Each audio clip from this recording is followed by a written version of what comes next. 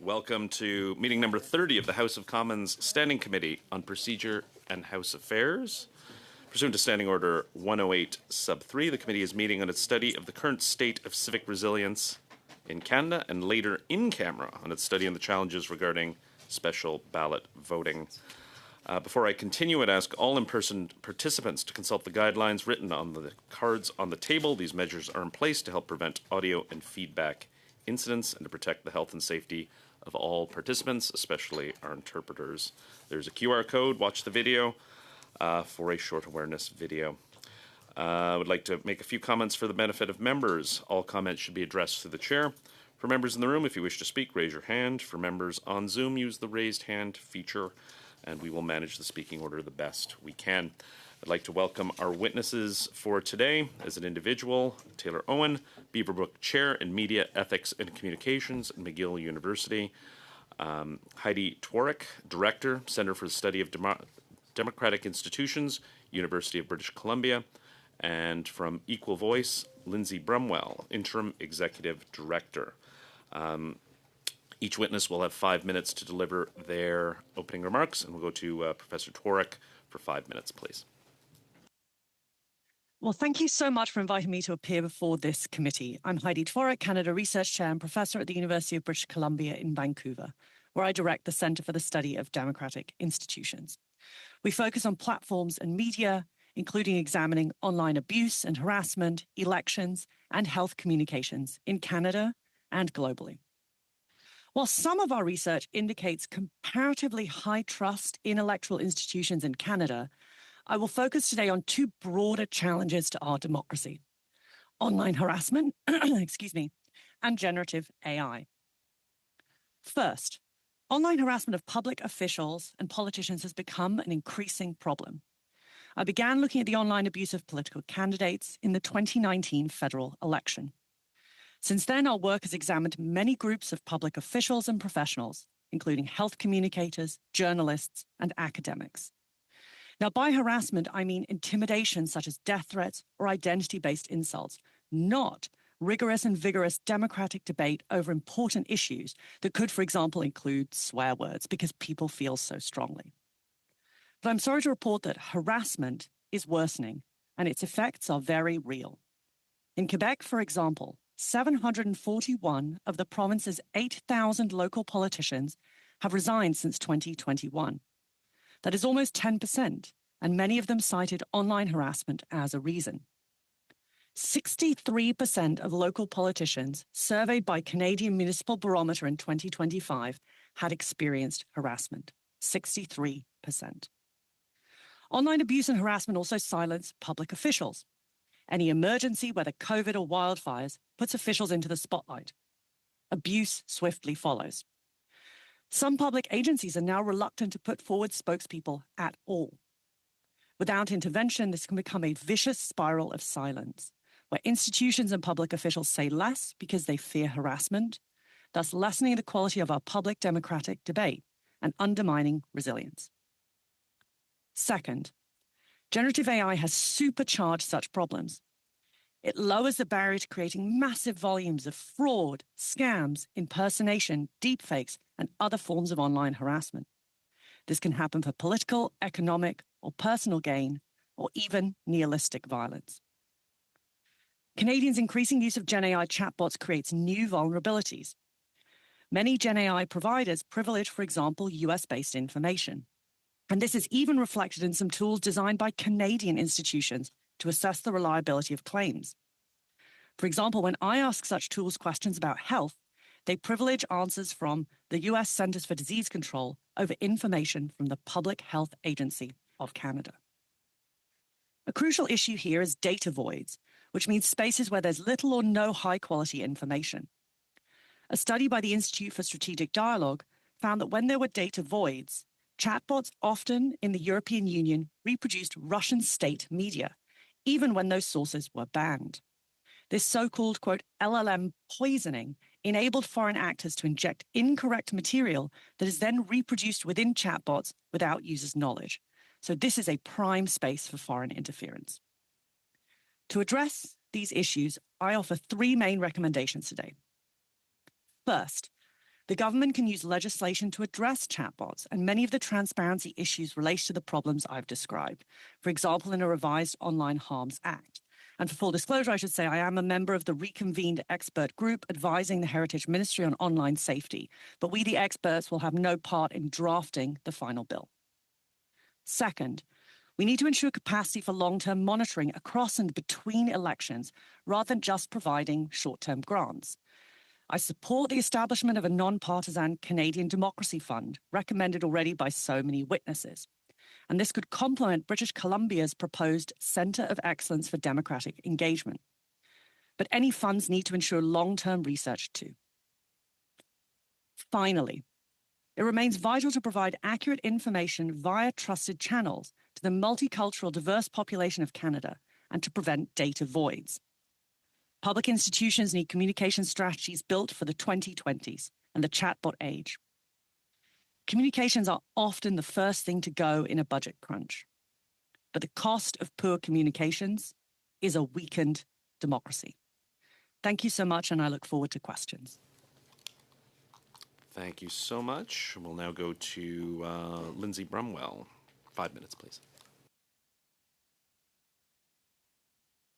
Good morning, Mr. Chair, Vice Chairs, and members of the committee.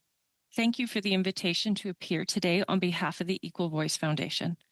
We are Canada's only national, multi-partisan organization dedicated to strengthening women's participation and leadership in political life. We work across party lines, the country, and at all levels of government to help build a more representative, inclusive, and resilient democracy. And today's study on civic resilience is both timely and important. At its core, civic resilience is about whether Canadians continue to believe that our democratic institutions are open, responsive, and worth participating in. It's about trust, belonging, and confidence that individuals can contribute meaningfully to public life. One of the clearest ways to strengthen that trust is to ensure Canadians see themselves reflected in leadership and the decisions they make. According to our national research, Canadians in general do not think politics is very accessible. Less than half believe there are opportunities for Canadians to run or even get involved in politics, and 8 out of 10 say politics is not very welcoming to those who are new to the sector. When people believe politics is only for a narrow group of insiders, participation declines. And that's why representation matters, not only as a question of fairness, but as a matter of democratic strength. At Equal Voice, we often see barriers arise long before someone even considers becoming a candidate or getting involved. Many talented women are interested in serving their communities, but hesitate because politics continues to appear inaccessible, adversarial, financially difficult, and incompatible with caregiving and professional responsibilities. Others face harassment, online abuse, or simply a lack of encouragement or pathways into public life. As a result, many capable people self-select before they even reach the starting line. That is not only a loss for individuals, but also for Canada as a whole. A resilient democracy depends on drawing leaders from the broadest and strongest possible talent pool, and women are 50% of that talent pool. We are also increasingly focused here at Equal Voice on research and evidence. Strong institutions and good training programs need to be evidence-based on real and evolving information. If Canada wants to improve participation, we know most of the barriers that already exist and who is being left out. But we also know there are solutions and actions that are effective in addressing many of these barriers. At Equal Voice, we tackle some of these barriers in the quiet time between elections when the real work needs to happen, and that's where Equal Voice continues to show up. We are also known for our multi-partisan model approach, and the support for this approach is only growing. We heard this over almost 18 months of consultations that went into our new strategic plan: lead, connect, compete, govern. At a time when many democracies are experiencing polarization, Equal Voice brings women together across political affiliations to build relationships, share experiences, and support one another in public life. This unique type of bridge building is valuable. It reminds us that participation and democratic renewal can rise above partisan divides. There are also areas of hope from our experience and research. There's a great deal of untapped interest in getting involved in politics in a volunteer capacity. 58% of women in our polling are interested in getting into politics at a municipal level. And young women would be more likely to get involved or run if they knew more about the opportunities and process for involvement. As the committee considers recommendations, we would respectfully offer 3 areas of consideration. First, continue supporting public life leadership development initiatives on the long term that prepare more Canadians for public life in both civics, with both civics training and political literacy training. Second, recognize harassment and intimidation, particularly that online, as real barriers to democratic participation. And third, continue improving research and data collection on representation, participation trends, and the pathways to leadership so future policy is evidence-based. Canada's democracy is strong, but strong democracies still require regular reflection. And Equal Voice is proud to contribute to that work. So thank you, and I look forward to your questions.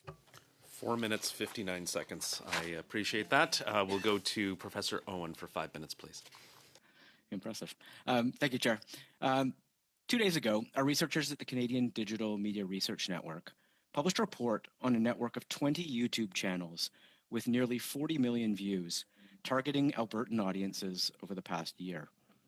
The channels use AI-generated avatars of Premier Smith and Prime Minister Carney, paid American voice actors reading templated scripts, and maps placing the Western provinces at the 51st through 54th states of the United States. Real Albertan grievances are being co-opted and amplified by inauthentic infrastructure at scale 6 months from a provincial referendum on succession. Civic resilience in 2026 is not an abstraction. Frontier AI models are advancing on a cadence driven by hundreds of billions of dollars of private investment, concentrated political endorsement across major powers, and genuine breakthroughs in capabilities. What follows will almost certainly be a period of rapid social transformation and real upheaval, including labor market shocks, epistemic disruption, reorganized public services, and new patterns of political organization and contestation. What's more, the institutions we've entrusted with our democratic values are not well suited for this moment. Parliaments, courts, regulators, public broadcasters, universities, and the press were designed for a slower, more deliberative politics. Their legitimacy rests on judgment exercised in public and held account over time. That cadence is a feature, not a bug, of our democratic system, but it is being asked to hold against a rate of change it was never built for. Trust has eroded over a decade, in part because these institutions were slow to adapt to as the information environment was being remade. So they enter this transition already weakened and facing a compounding risk. And that weakness is not incidental, but too often sought by both foreign adversaries working to accelerate our institutional decline and by a domestic political current that runs from openly anti-democratic movements to a quieter indifference about whether traditional institutions survive. Our research has documented 3 shifts in the information environment that I think bear directly on this challenge we're about to face. The first is social fracturing. We've long understood information fragmentation as something that happened within platforms, filter bubbles on Facebook, echo chambers on X. But when you look at the information environment as one system, which we now do by tracking coordinated signals across YouTube, X, Instagram, Facebook, TikTok, Reddit, Substack, and all podcasts, what you see is different. Canadians are being fractured as a country. The Alberta network is one example of how that fracture is produced and exploited. When social cohesion erodes at a moment of open hostility from the United States, so does our sovereignty. The second is who intermediates information for Canadians. Our work has shown that a majority of political news now reaches Canadians through influencers rather than journalists, and AI systems themselves are now becoming news intermediaries. Our audit of 4 major AI systems proved that they were trained on Canadian journalism, substituted their own responses for it, and credited the newsrooms that produced it rarely. Information integrity was anchored in institutions with editorial standards, libel exposure, and professional norms. It's now distributed across individuals and technological systems with none of these yet developed. The third is AI native manipulation at scale. The Alberta network produced 12 times more pro-annexation content than all authentic Albertan YouTube channels combined. The scripts were templated, the voices synthesized or paid for, and the avatars fabricated. These are not sophisticated operations, though, because they don't need to be. Generative AI has driven the cost of producing such content to near zero, while platforms continue to carry it in Canada to Canadian audiences at scale. The origin intent of these operations remain unresolved because YouTube holds the data. In my view, then, civic resilience requires 2 things built together. First, we need a regulatory regime that compels platform and AI cooperation with accredited researchers. The legislative vehicles already exist for this: a reintroduced Online Harms Act with strong researcher access provisions, extended to cover consumer-facing AI products. Second, though, we need the independent research infrastructure to make those provisions work. Canada is defunding that infrastructure at the moment it most needs it, as my colleague Angus Bridgman testified to this committee last week. As Hogue Commission's 48 recommendation called for, we urgently need a standing national arm's length from platform and government capacity with structural funding rather than departmental lines vulnerable to budget cycles. There are a wide range of efforts needed to build civic resilience, as this committee has heard, but none of them will be possible if we don't understand and ensure the integrity of the information environment on which our democracy depends. Thank you. I look forward to talking about it. Thank you so much. We'll go to questions. We'll start with Mr. Cooper for 6 minutes, please. Thank you, Mr. Chair. I'll begin with Ms. Brumwell. You stated that participation has declined in terms of exactly what. You were not clear, so if you could elaborate on that.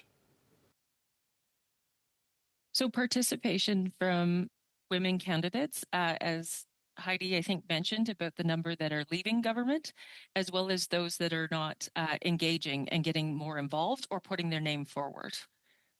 So it's a twofold. Okay, and can you maybe elaborate on the data that you have and some of the trends that you've identified in that regard? Certainly. We have trends showing from 2017 on data and the increase of women having hesitancy to get involved and participate by putting their name forward. The trends are continuing to show that a lack of interest, and it has to do with many of the items that were listed. But then also we're finding a lack of support and participation for women who are willing to put their names forward. So has there been, just to be clear, an overall decline in the number of women candidates at all levels, federal, provincial, municipal? Actually, no, it's a mix. So federally, we've seen less candidates in this last election, but then we were on an upward trend of women candidates. But if you look at a municipal level, it is the research and data is spotty. We are seeing differences across the country. In Yukon and BC, they actually went past the 50% mark in terms of candidates and elected officials. But in other provinces, we are seeing a decline of participation. So it's a mix. We're also planning on submitting a written submission, and I'll lay out our data and evidence with that to help provide more detail if you need that. Sure. No, and this is just in terms of where you're seeing a decline. Were there upward trends? You alluded to at the federal level there had been an upward trend and then a slight decline in 2025. Yes. There was across the board. You identified similar trends where there has been a number that has moved downward, or are there other factors at play?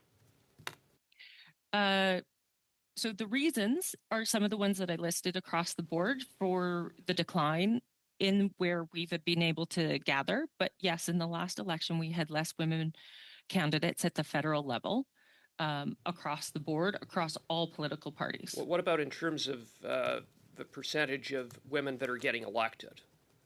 That has gone up, has it not? Federally, it's actually been static for 3 elections at about 30.1 to 30.6%.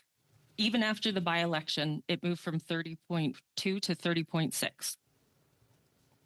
And at the provincial and municipal levels? Like I said, it's mixed across. BC and Yukon are showing highlights and passing the 50%, but it's different across all the other provinces. Okay. Now, Professor Tworak, in your statement, you referenced that of 8,000 elected officials in the province of Quebec, 741 had resigned since 2021. That sounds like a fairly high number, but how does that compare from previous years? Do you have any comparative data? Yeah, so this, again, as Lindsay Brumwell said, that the data can be a little bit spotty, but as far as we can tell, this is a larger number than usual. So it represents another part of this trend. So Lindsay was talking about numbers who run, but we're also seeing people not stay in politics as long. So there hasn't been a survey of all 741, but when we did a news scan looking at as many as we could, many of them were talking about online harassment as one reason why. So what we're seeing also is then a loss of institutional memory because people don't want to stand for election again, or they resign more swiftly than we've generally seen in the past, with, as I've said, online harassment being one of the reasons that's often mentioned. Okay, how much time? Minute 15. Well, going back to Ms. Brumwell, you cited some of the factors for why there has been a decline in participation, people self-selecting, not wanting to get involved. But it seems to me, and this is not backed up by data, but it's just my observation that while there's work to do in Canada, that in terms of being able to participate in political parties, getting involved, running for elected office, that although there are obviously significant barriers, but those barriers relative to many other comparable jurisdictions are far less than perhaps the United Kingdom, for example. Do you have any thoughts on that? I can't speak to the United Kingdom or other countries. What I can say or encourage the committee to look at is all levels of government and women's representation at that. So the last comprehensive study that was done by the Federation of Canadian Municipalities still shows 16% of municipal governments do not have a single woman on city council or municipal council. So there continues, as civics resilience, look at the grassroots, local levels, all levels of government. This shows a more complex and where barriers are still there versus just looking at a federal level. Thank you so much. I will now turn to Madame Briere for 6 minutes, please. Thank you, Mr. Chair, and welcome to our 3 witnesses. Je vais commencer par le professeur Owen. I will begin with Professor Owen. We have the interpretation. I truly enjoyed your saying in your opening statement that institutions that have carried our democratic values forward until today have not adapted to the current rhythm of the new digital environment. And you named 3 regions: structural fracturing, socially naivete about the internet world, and there not being a well-organized response. Could you tell us more about that?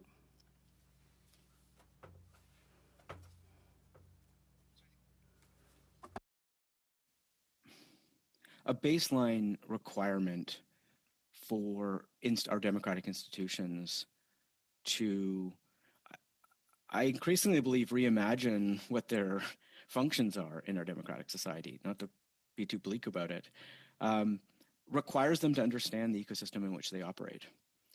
And that in a very limited way right now.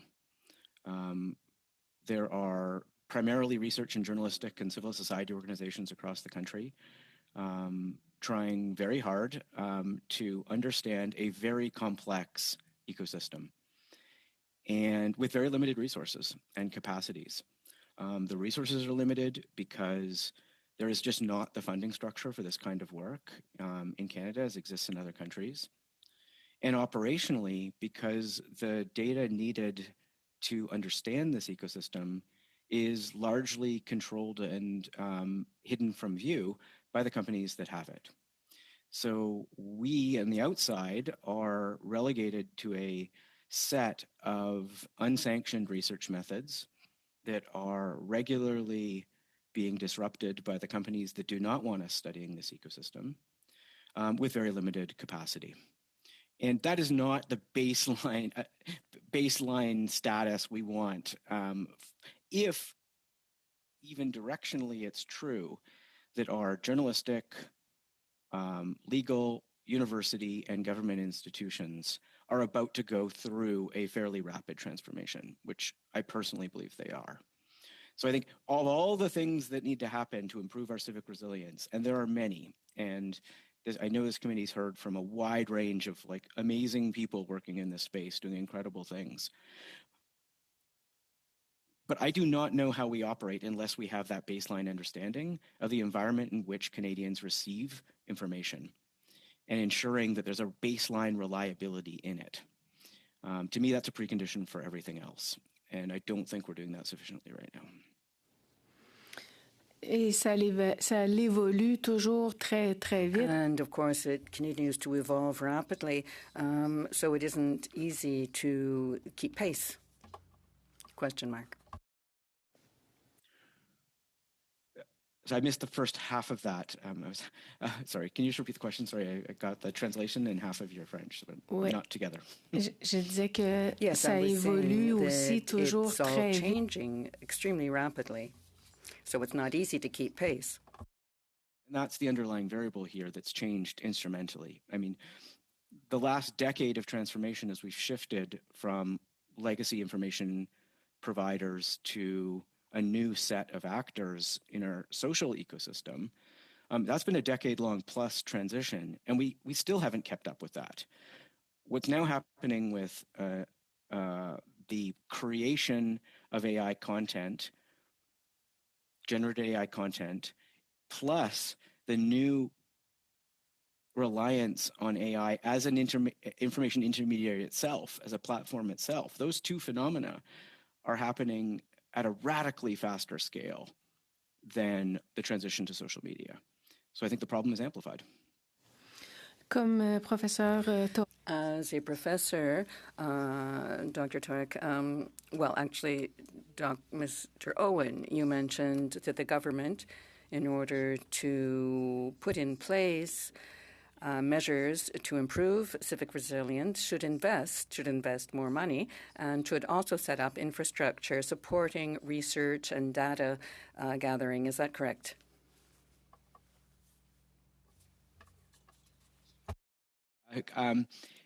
Without question. I mean, I think there's two conditions that are required here. The companies themselves have to be mandated to share a certain subset of information that they themselves control and have access to. This has been done in some other jurisdictions with varying degrees of success, and is actually one of the core requirements in the duty to act responsibly, which is the main provision of the Online Harms Act. And I think the way it's designed in the language of the previous version of that bill is actually quite good, and could be adapted to some of the AI issues I talked about as well. But then you need institutions and capacity to make sense of those data. This is not easy and requires collaboration amongst researchers around the country and a central data steward that is neither the companies nor government. And we do not currently have that infrastructure. And I think that will need to be built if the Online Harms Act is legislated in some version of the previous form and making that requirement. And so I think those two things are the table stakes here. And other countries have seen that far earlier than us. I'm going to have to interject. Thank you so much. We'll now go to Madame Normandin. 6 minutes, s'il vous plaît.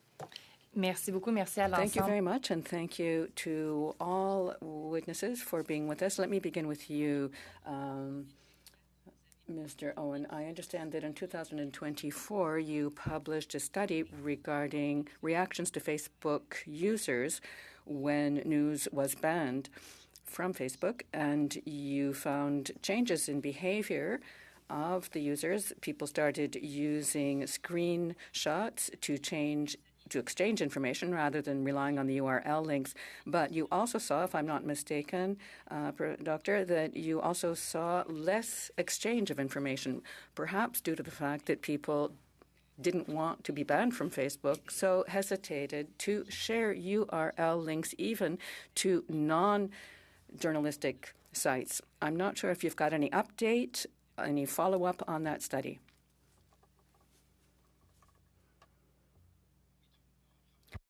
Major update to that study, no, except that we have seen one of the things that study showed is that there was the Meta news. So what we're talking about is Meta blocking the ability to not to post, but to see, for Canadians to see the links to URLs directing them to content produced by Canadian journalism organizations on Instagram and Facebook.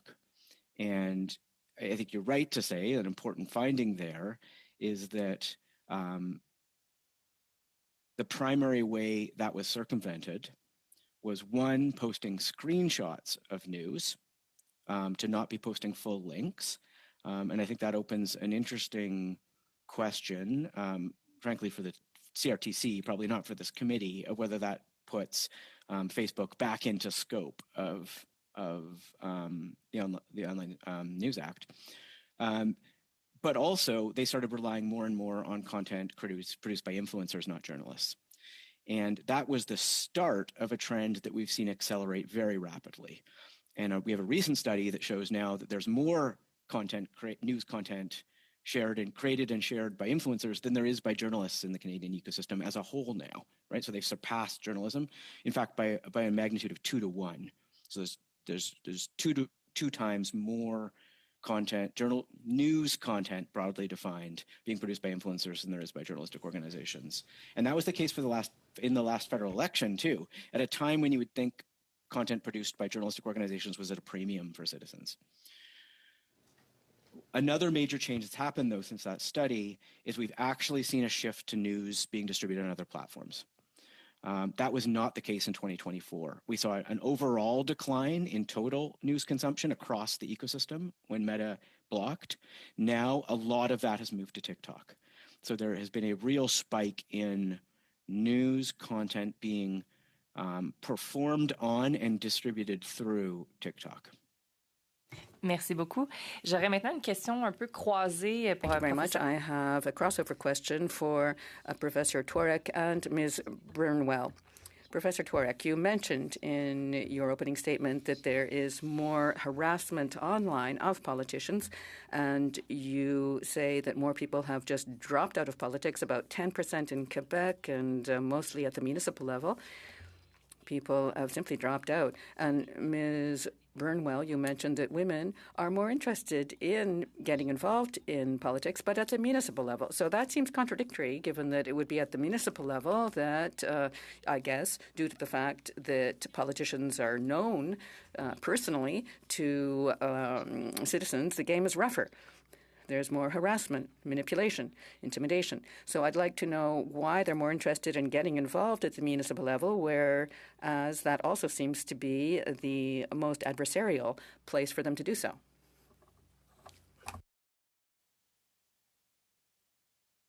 I'll jump in. I'm not sure to start on the questions. Apologies. So one of the main reasons that we know from our research why women want to get involved at the local level tends to come to their family and personal life commitments travel to provincial or federal capitals can put quite a strain on any politician, but they are looking for ways to be involved at their community associations, their school boards, and a municipal, and they feel like they have a better connection to change. Is the reasons why we understand. We have heard anecdotally that a lot of women do not understand the harassment or pushback that can happen at a municipal level until they actually get into that position. They're not as aware of it compared to what they hear about in the news at a federal level where it is covered at a much higher level. So that is my understanding of the data that we have currently.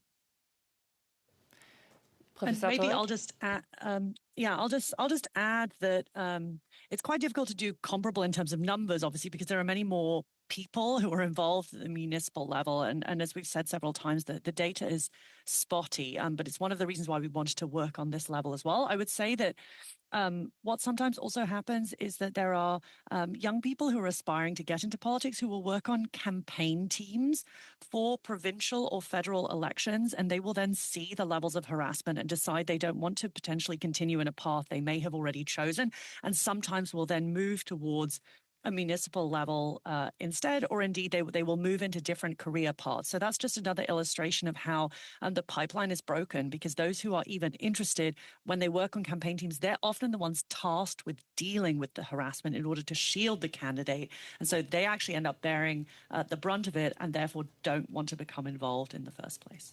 Merci beaucoup. Mr. Calkins, 5 minutes, please. Thank you, Chair. My first question is to Ms. Twark. Could you just go back in and recover the part of your testimony that dealt with the generative AI and the chatbots and how all that works and how that's what you say a prime breeding ground for foreign interference? Yes, happy to explain a little bit further. So as Professor Owen also mentioned, chatbots draw on many sources of information, and one of them is journalistic and news organizations. In fact, there are companies like OpenAI who have actually signed deals with news organizations. Sometimes when the information is reproduced for users, when they ask a question, sources will be provided so that the user knows this came from the Wall Street Journal, New York Times, whatever, but often that's not true. So what we've seen, of course, is foreign actors seeking to interfere have evolved their tactics. So one new tactic that was documented by the Institute for Strategic Dialogue is that Russian state media sources that have been banned in the European Union produce massive volumes of information, right? Super easy to do with generative AI. They produce a lot, and they look for spaces where there isn't a lot of information already. So what that means is when chatbot providers are trawling through the internet for information, they're picking up the only stuff there is on certain topics, which is Russian state media, and then they are reproducing it. So it's basically a back door. And it's because the Russian state media looks like legitimate media. Yes. So, okay, so that would be the same thing. Is there? I mean, there's Russia Today. I mean, there's lots of things that we allow foreign state media in Canada. The CRTC does. Do you have any thoughts or comments about that? Yeah, so I think basically what the point of this study was just saying that the European Union, we can debate the merits or not of whether they should have banned those sources, but chatbot interfaces have become a space for those sources to now become available. So we can absolutely debate whether or not, but this is a new vector that we need to understand. Okay. Moving over to Ms. Brumwell. You have a lot of statistics and information in regards to some of the things that keep women from politics, or from engaging in politics or entering politics. Are you aware of any information like the information would be a lot more meaningful to me if we had a comparative or contrast with why some men don't get involved in politics. Now, the perception is obviously that more men do get involved in politics at certain levels, at least here federally. But there's a lot of men that I know that would like to have done it, but they face the same barriers or similar barriers, or they have concerns about getting involved in public life as well. And are those reasons any different for a man than a woman? I would say looking at the comparative data, because we do survey men as well in order to compare for the women as what in our surveys. And the barriers to men getting involved are very similar to women, but in different rankings, different priorities. So the top 3 for women is not feeling qualified, not knowing enough about the process, and concerns about the financial impacts. These do impact men, but they're not their top 3, at least according to our research. Harassment continues to be a concern for politicians of all genders. I'm sure all of you on the Hill are very aware of what you're going through. It's just we do know from the research it is disproportionately impacting women and then those of visible minorities and other community groups. It's just and I would actually defer to my colleagues because we use often many of their research and studies on the impacts of AI, online harassment, and how it impacts different groups. Previously, the Samara Center presented, and they have quite a few reports on this as well. Okay, thank you. I'm going to go back to Ms. Twark right now. You talked about the fact that I think you said around 10% of politicians, I think the number you used was the year 2021, have since left public office. You said that they've resigned. So when I hear the word resign, that means that they've resigned while they were in office. Choosing not to run again means that you're just choosing not to run again. Are you capturing all of that as the same thing? They just left anybody who leaves public life on their own volition is you're counting that as resign? Yes, yeah. To be clear, it was both people who chose not to seek re-election and people who left during their period of office. And so that's compared to now. That's about what, 6 years? Would that be? Yeah, it was. This was conducted before 2026, so it was basically 4 or 5 years. 5 years. So when I came here in 2006, you're right at 5 minutes. Am I? So yes, thank you so much. We'll turn to Madame Kaibager. 5 minutes. Thank you, Chair. I'd like to also welcome our witnesses and thank you for your testimonies on this really important issue. Maybe I'd start with Mrs. Twark, and I apologize if I'm saying your name wrong. I call you Heidi if you prefer that. You have direct experience in participating in citizens' assemblies. You've kind of seen what that process looks like.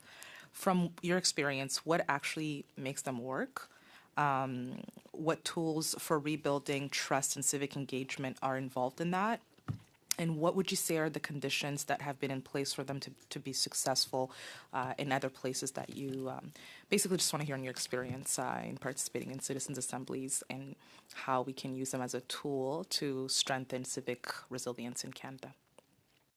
Yeah, thank you so much. And Professor Owen can also speak to these, as the center that he directs is also working on youth assemblies as well with Gen Z or Gen Z. So I think there's a lot of things to be said for citizens' assemblies. They do so many things. We've seen them be used very successfully in other countries such as Ireland. So we do have international research showing that they are another tool in our toolbox. There's nothing that is a panacea, but they are a really useful tool for modeling what it means to have democratic discourse. So when I talked about, contrasting harassment with democratic discourse, meaning we want people to feel strongly about issues. It's okay if you say a 4-letter swear word, right? Our research, when we look at big data, we've made the innovation of saying we're happy with that. What we don't want is the harassment. And we've seen citizens' assemblies be a space where people come in with sometimes quite fixed views or confusion, etc. And it's a space where they work that through, right? This democratic, vigorous, rigorous discourse that can happen where you can end up with really interesting consensuses. So it's a way of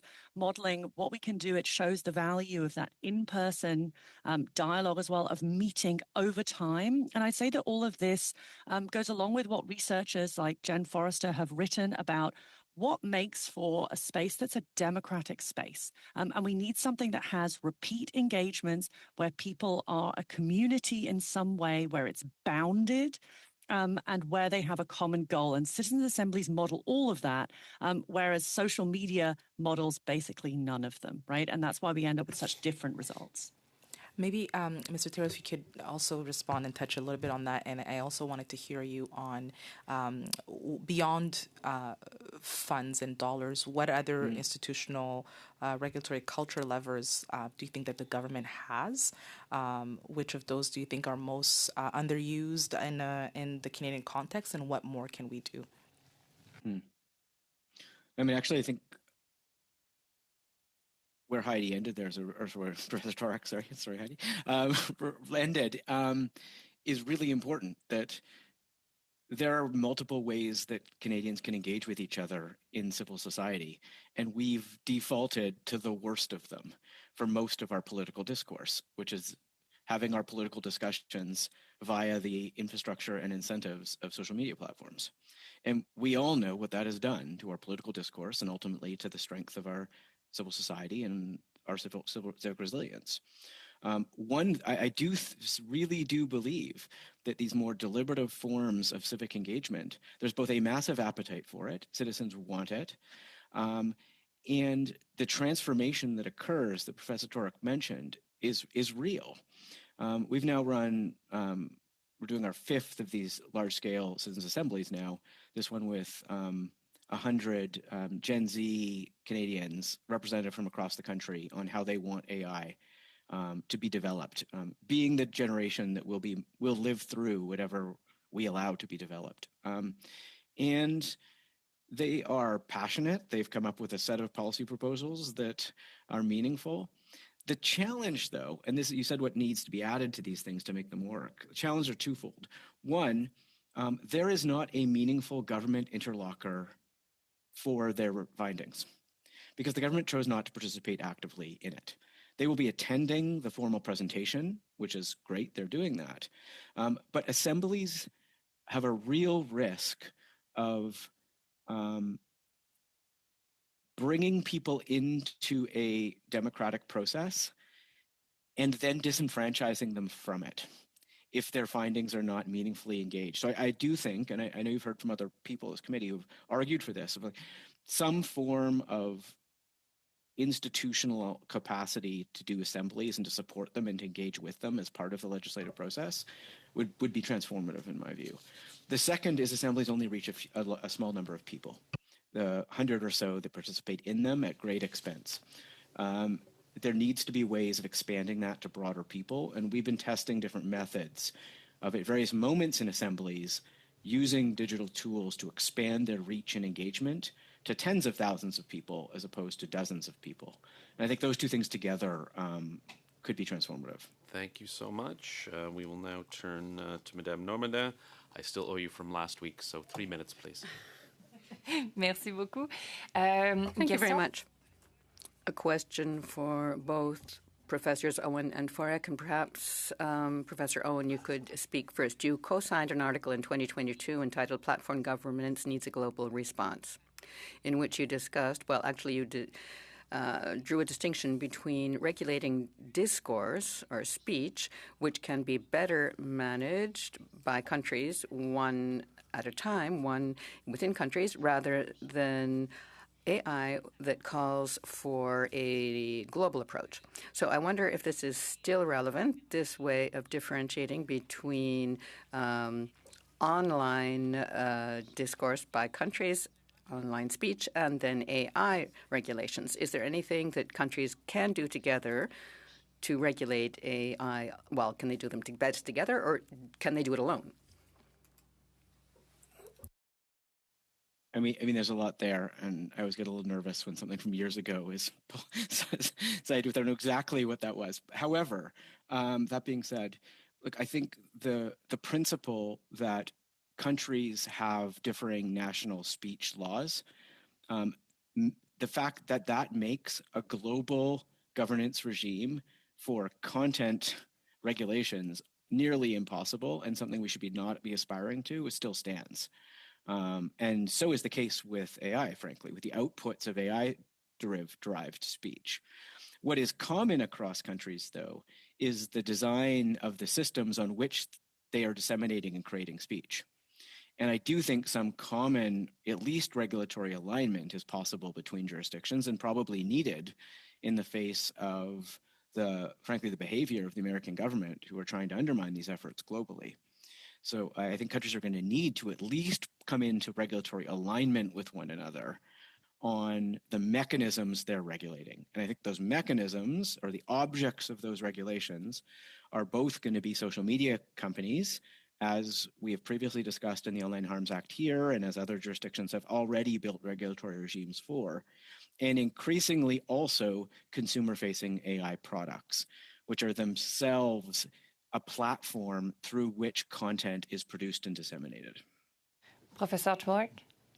Yeah, thank you so much. So I'm a trained historian, so I can tell you from the historical perspective that with many other previous technologies, we've seen companies attempt to have global standards for speech, and that has never worked. So it's a distinction between, for companies, it is obviously cheaper to have one standard of content moderation, but in practice and reality, we have never seen that function for many of the reasons that Professor Owen just mentioned, right? And in turn, it can in fact be dangerous because we could default to the authoritarian standard, right? It's not necessarily the highest standard of freedom of expression that we could end up with. So there's lots of reasons to end up with somewhat different regulation. But there are many things that we can have standardized or aligned, right? So we can think about this in a way as modularity, right? There may be things where we align with many other countries, and we do that deliberately because it will be easier to regulate if we have, for example, the same standards of transparency as the European Union. So part of, I think the article that you're referring to was us trying to break down a little bit the idea that governance is all about content, right? That content could have, national or regional particularities, but other aspects of regulation, whether it's transparency or data privacy, could be very much more aligned or more global. So that was just a little bit of how I think, if I remember correctly, we were trying to break this down. Okay, thank you so much. Mr. Cooper, 5 minutes, please. Yes, thank you, Mr. Chair. Professor Tworek, just to follow up on your testimony and answer to questions posed by Mr. Calkins relative to what you cited was a decline in the length of service for elected officials. Can you elaborate on what that metric is based on and where? Municipal, federal, provincial?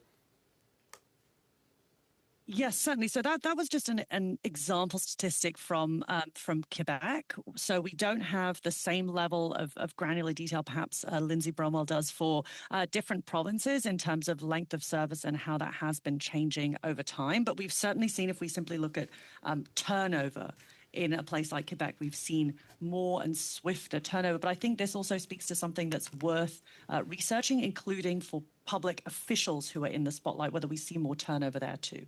And by Quebec, you're looking at municipal and provincial, yes, and members of parliament from Quebec as well? That was just for municipal, local politicians. Okay. So that statistic was only for local politicians. Okay, because looking at the House of Commons, what we have seen over the last 40 years has been pretty stable in terms of the length of service, notwithstanding that we have had elections where there have been significant turnover, and I'm thinking of 1984, which saw a massive Tory majority government, and then the Tories and the NDP being wiped out in 1993, a fairly significant turnover between 2004 and the 2011 election, and then a major turnover in 2015. In fact, I believe in 1993 and 2015 had the largest intake of new MPs. But notwithstanding that, if you look at the House of Commons between 1993 and 2015, the average length of service was 8.7 years, and the average length of service for members of Parliament who decided on their own accord not to seek re-election was 11.2 years. Since 2015, the average length of service has been approximately 8 to 9 years. So there's been actually really no change whatsoever at the federal level. Can you speak to that? Yes, I think it speaks to the importance of doing this research at multiple levels. So as I mentioned, I began the research looking at 2019. And just to speak to a prior question, we actually did look at all political candidates for exactly some of the reasons that you described, as we wanted to understand the dynamics of harassment against any individual who was running as a political candidate. And I can certainly speak more to that. But we see different dynamics at something like the municipal level, in part because, as Lindsay Bromwell said, people go in not expecting harassment harassment as much, but I would also say the other reason is because the institutions at that level have less capacity to deal with harassment. So we know that on the Hill, there have been lots of reasons why protections have been stepped up in different ways. People have larger teams and they do it at the municipal level. So we see the institutions there with less capacity to handle some of the problems that they are facing in terms of harassment at both in-person meetings and online. So I think that helps to explain a little bit why we see a difference at the municipal versus the federal level. Thank you so much, Mr. Cooper. We'll now go to Ms. Vandenbeld for 5 minutes, please. Thank you, Mr. Chair.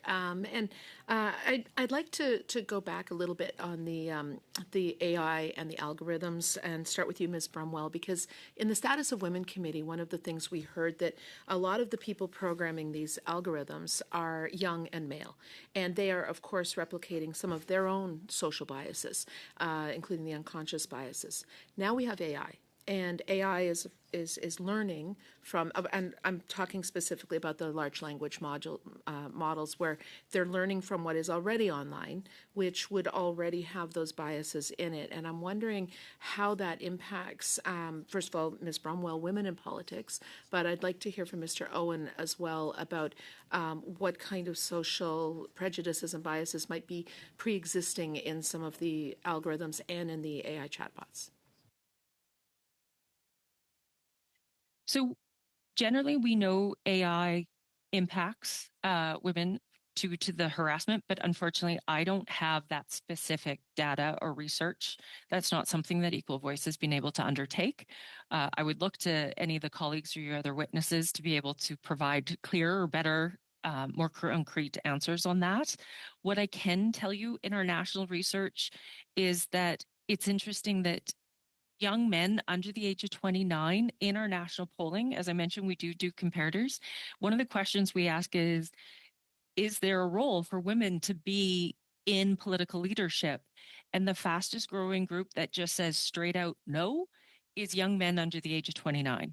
So I don't know how the programming's going, but I can tell you in our research, out of all the different demographics, that's the group since 2017 where we're consistently seeing it actually an increase compared to men in other demographics or age categories that seem to be more welcoming to women in politics. That's very disturbing, and I think maybe an area of recommending further research in those areas. Mr. Owen, perhaps you could shed some light on this. Yeah, I mean, it's a difficult question, frankly. There's no question that it still remains a challenge, right? That both the information on which models are being trained, there's no question, have a wide assortment of biases embedded in them. There's zero question about that. That the people building these tools are largely of the same demographic that built the previous generation of tools, and we saw some of the implications of that. And that the final output of these products are themselves showing signs of some of these biases, right? So all three of those things are true. The AI problem is slightly different, though, I think, than the one you're referencing around social media, in that there's again, this is not based on any technical expertise I have, but there is a much further abstraction and distance between the design decisions made by programmers and engineers and the ultimate output of the technological system with AI than there was for social media. With social media, it was like there was a very close connection, right? You would tweak the algorithm for a news feed, and that would have a direct effect on how the news feed behaved. You could do a content moderation algorithm that had a direct effect on what the user saw and didn't see, or what was prioritized and what wasn't. With AI, there's two different layers of it. One is a model weighting issue, which people have some control of, but in a very opaque way. We are directing a system, we're not controlling it in the training of a model. And so it's not entirely clear what the effect of those biases would be in the training of that model. But the second is on the output of the model and the interface through which we consume it. And that's probably where we need to focus more, particularly audit attention, is on, so not necessarily auditing language models themselves, but auditing the outputs of the chatbots that themselves have a layer of design in them that are probably more subject to the kind of biases you're talking about. And that's probably where I'd focus attention. with that set of in problems. a few seconds, do the others on the panel want to weigh in just the last 30 seconds? Maybe just one thing to say is that the one thing that we see disproportionately affecting women in politics globally is the question of deepfakes. So, for example, in the UK election, we saw deepfakes against female candidates from all of the political parties. And we know that maybe 95, 99% of deepfakes are being aimed at women. Thank you so much. I'd like to thank our witnesses for appearing today and providing your testimony. The committee will suspend as we go into camera.